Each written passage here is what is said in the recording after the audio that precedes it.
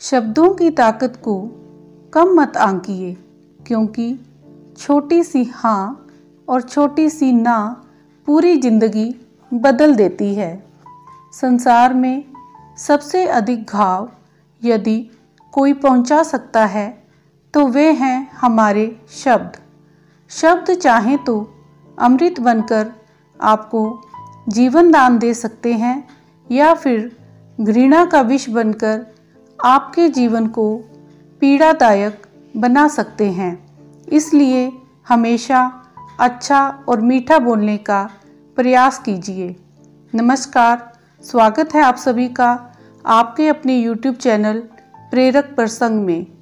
आज का प्रेरक प्रसंग एक सत्य घटना पर आधारित है कि कैसे एक माँ के सही शब्दों के चयन ने उसके बेटे के जीवन को पूरी तरह से बदल दिया। तो आज के प्रेरक प्रसंग को शुरू करने से पहले कृपया आप मेरे चैनल को लाइक व सब्सक्राइब जरूर कर लें।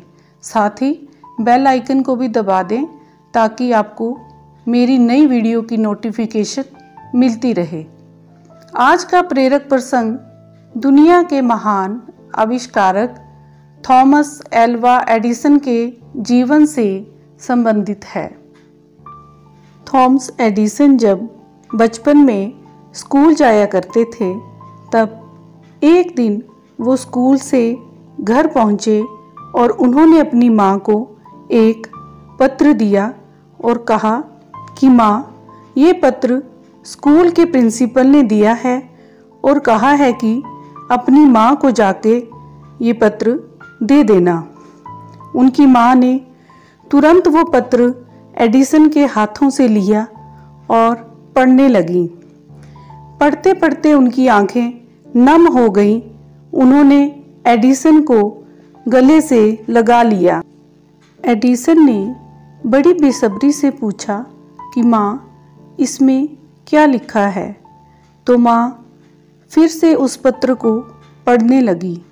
उन्होंने कहा कि इसमें लिखा है कि थॉमस एडिसन एक जीनियस है, बहुत ही कमाल का बच्चा है, सुपर इंटेलिजेंट है और हमारे यहाँ इसे पढ़ाने के लिए इतने योग्य टीचर मौजूद नहीं हैं।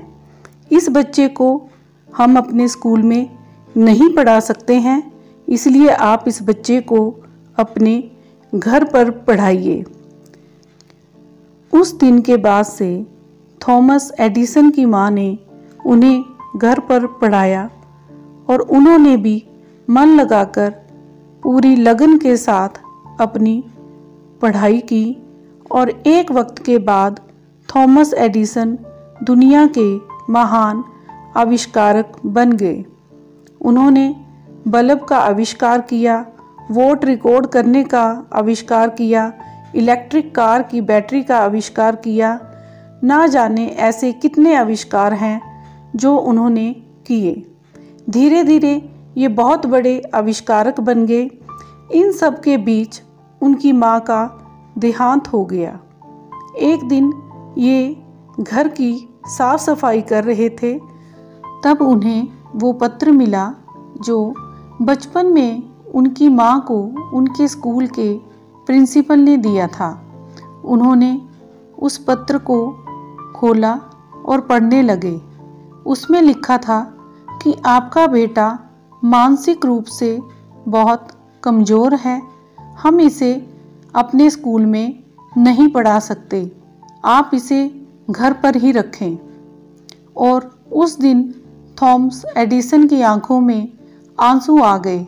उन्हें लगा कि उनकी माँ ने कितना बड़ा काम किया है।